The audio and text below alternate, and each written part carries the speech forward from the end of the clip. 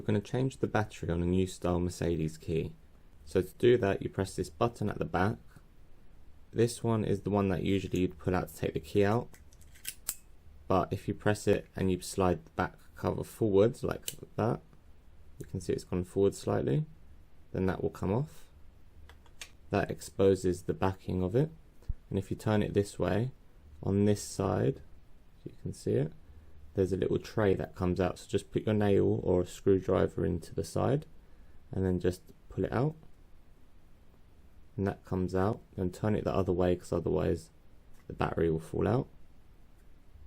And then just like that, there's your battery. So get your new one. This one's actually okay, but we're going to put the battery in. The battery is a 2032 battery.